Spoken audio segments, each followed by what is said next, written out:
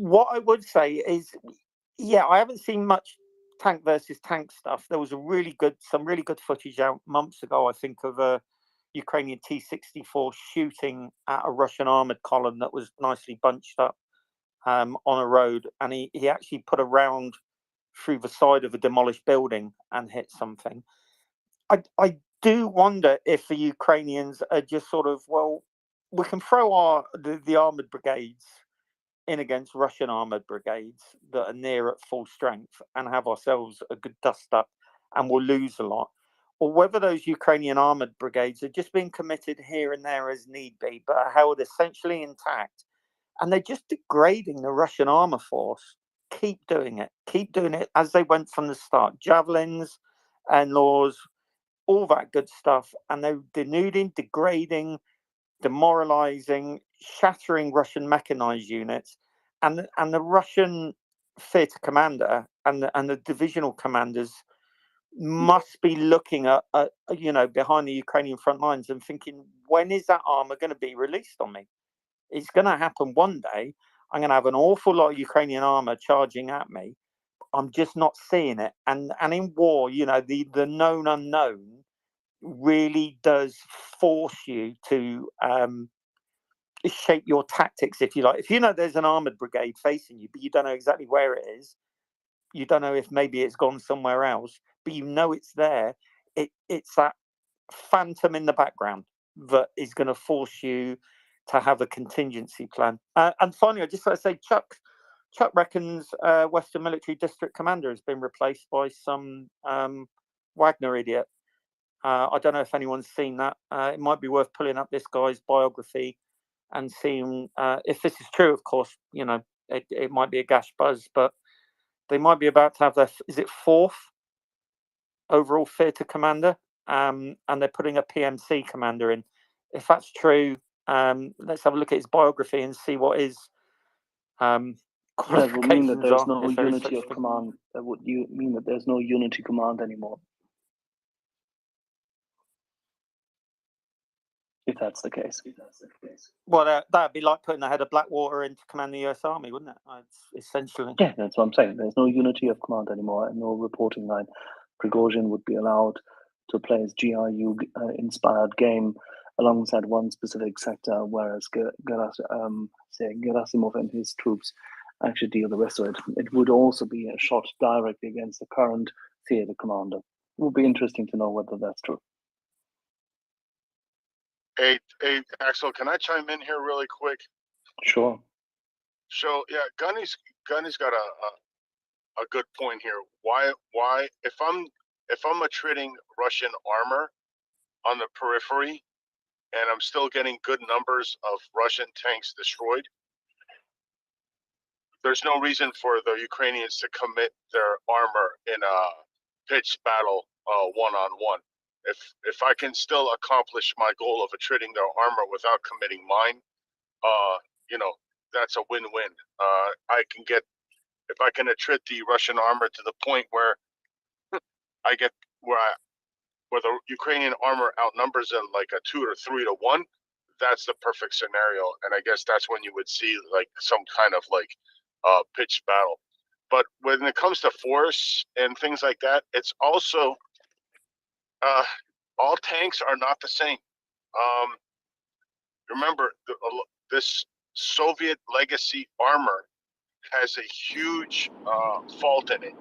And one is its ability to depress its main gun and its coaxial machine gun past a certain degree. So as you're moving through the forest, anything that you have to climb over puts you at an extreme disadvantage, because what happens is you become belly up for a couple of seconds and you can't bring your main gun to bear on the enemy. So that's it. That's a problem. The other thing is when you're going through forests, when you're doing maneuvers like that, what engineers doing? I don't know what the Russian engineers doing, but in a Western military, the engineers would be prepping the battle space, to blast paths through for the armor, for the IFVs and the APCs. So you got to take that into consideration too. You wouldn't just go ahead. George, I don't think for other armies. I think ahead for our armies.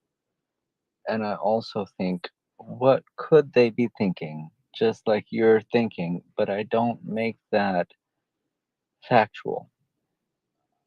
In fact, I think these are options.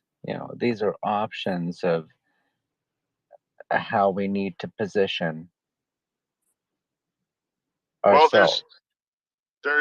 Well, for the Ukrainians, there's a good tactics and bad tactics. Bad tactics would be to send the armor into the forest without reconnoitering the area.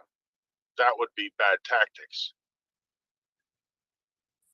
I'm saying that if you're going to move through a forest, you're going to reconnoiter the area. You're going to make sure that you have in place what you need to clear a path for those tanks if the tanks can't clear it themselves.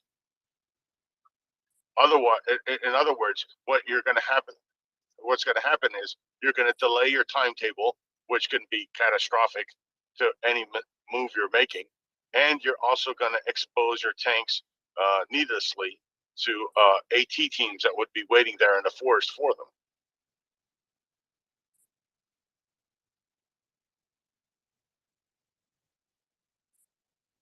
But tanks can be used in forested areas. I mean, the Swedes have proved it. Finland has proved it. We've trained. We did.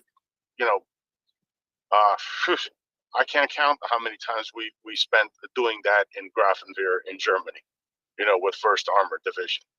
So the training is there. The tactics are there. You just have to make sure that you implement them the correct way. You can't half-ass it. The other thing is, sir, there aren't just Americans, and there aren't just Ukrainians, and there aren't just French people, and there aren't just Europeans listening to this call. So I appreciate what you're saying.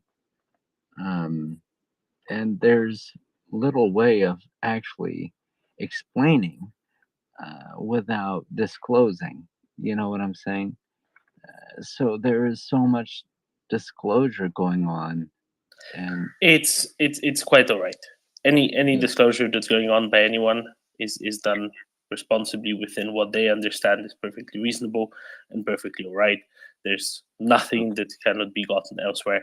Let's move onward from this very deeply meta discussion, and maybe go on another much more sensibly meta discussion, which is Colonel Jeff, you wanted to point to an article that you wrote many months ago about Russian military doctrine and the issues with it, and I think this is just an excellent example of where it's lacking and where Ukrainians have learned appropriate lessons. But that was in May, and what have you seen change? What have you seen change since? Yeah. So, Domin, thank you very much. Sometimes we have to remember that we have a whole host of people listening below us who are who perhaps are not as knowledgeable as the speakers. And when we talk about Russian doctrine, Western doctrine, NATO training, NATO operations, that people sometimes don't understand how all those things change.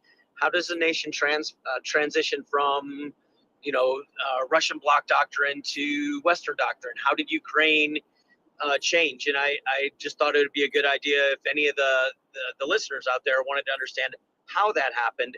The article that I wrote back in May explained, Russia and Ukraine shared a very similar military doctrine right up to about 2014.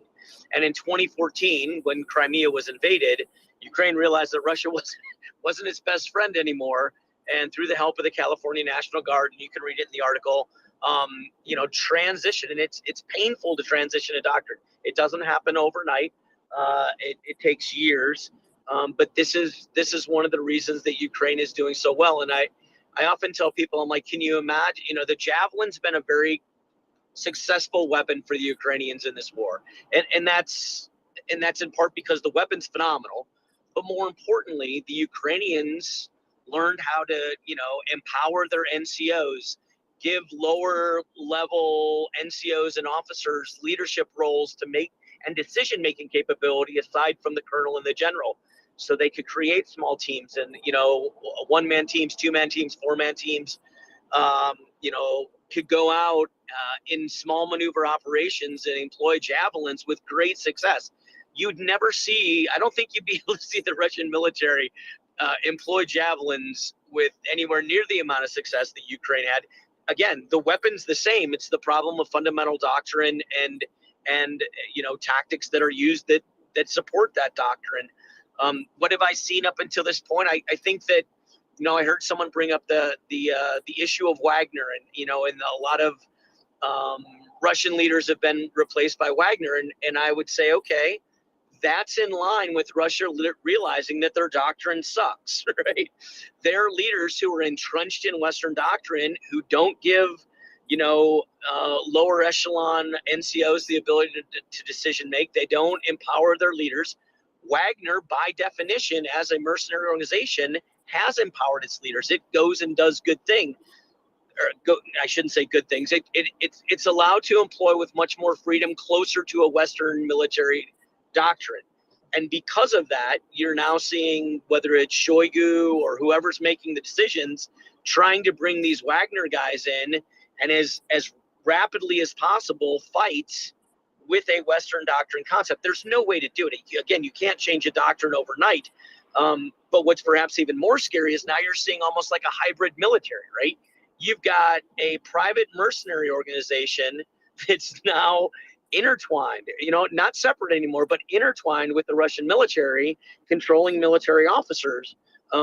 What does that mean for the Geneva Convention? These guys aren't considered combatants under international law.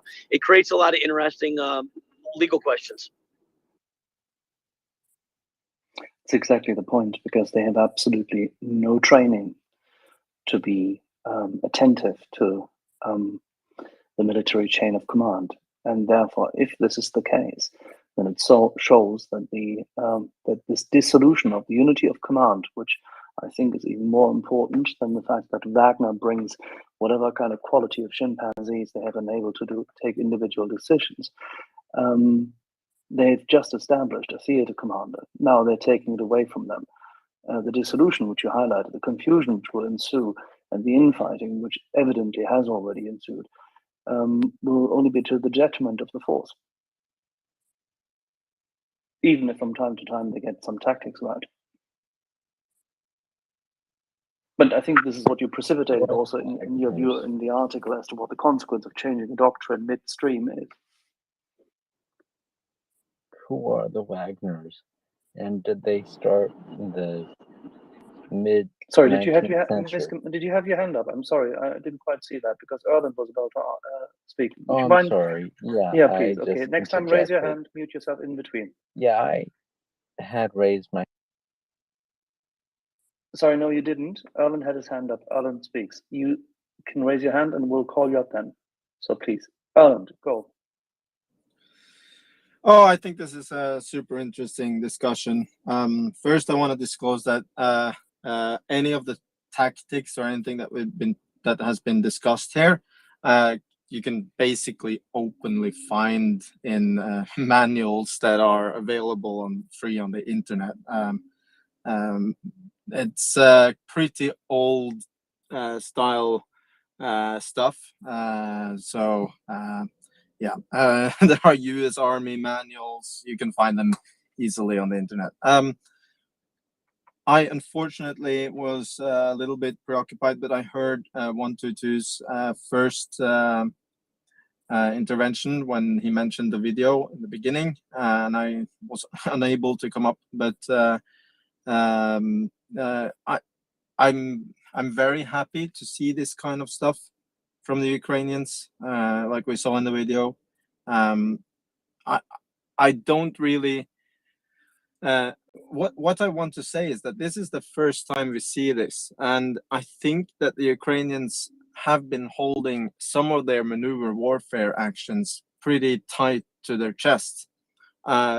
when the liberation of Kharkiv area happened, there are numerous reports of maneuver warfare happening where they come far behind enemy lines and take out artillery units with tanks.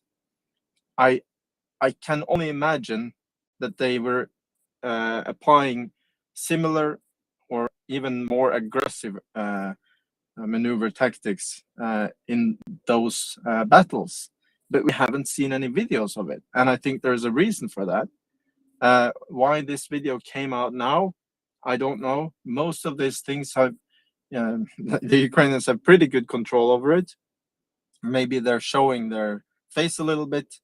I'm very interested in this part of the discussion as well. What we don't see is IFVs assisting the maneuver, and I think that is because the IFVs they have are not able to move in those kind of heavy forested areas.